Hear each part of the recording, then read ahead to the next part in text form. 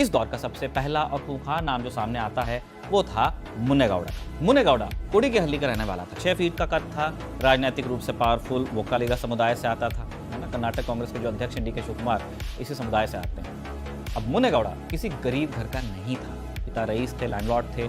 अखाड़ों में वो घंटों पसीना बहा लेता था, काम करना नहीं है। उसके बाद 2 लीटर दूध पीता था और मुट्ठी भर के बादाम भी खाता था। उसको पैसे की नहीं, पार की भूख की पैसा था। मुन्नेगौड़ा ने शहर में डर का नया चैप्टर लिखा। जुए के अड्डों और कोठों पर जाता, बोलता नहीं था कुछ, बस दरवाजे पर खड़ा होता था और उसकी परछाई देखकर ही लोग पैसे निकाल कर देते थे। उसने मारवाड़ियों और दूसरे साहूकारों को टारगेट किया ताकि गरीबों का मसीहा बन सके। दादागिरी इतनी बढ़ी उसकी कि एक बार स्थानीय लोगों ने उस पर तलवारों से हमला किया और उस हमले में उसके हाथ की 3 उंगलियां भी कट गई, लेकिन वो रहा तो बाहुबली। कहते हैं ना कि भाई हर बाहुबली की एक कमजोरी कम से कम होती है, और मुन्नेगौड़ा की कमजोरी थी महिलाएं।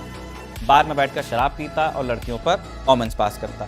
तो उसके दुश्मनों ने इसी बात का फायदा उठाया। एक बार में एक खूबसूरत लड़की ने मुन्नेगौड़ा को देख करके स्माइल किया।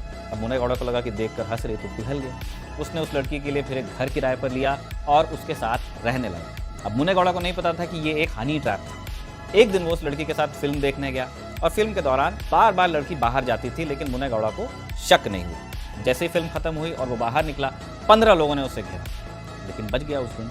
फिर भी उसके दुश्मनों ने हार नहीं मानी। उन्होंने दूसरी लड़की का सहारा लिया और मुन्नेगौड़ा फिर से जाल में फंसा। उसने उस लड़की के साथ भी घर बसाया, लेकिन इस बार मौत बंदूक की गोली से नहीं, खाने की थाली से।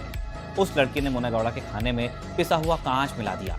वो कांच उसके शरीर में गया, फिर आंतें कट गई और वो अस्पताल पहुंचा। बच गया, लेकिन शरीर उसका खत्म हो गया, ताकत सारी चली गई। जिस मुन्नेगौड़ा से पूरा बेंगलोर थर थर कांपता था, वो एक एंजाइटी अटैक से मर गया। फिर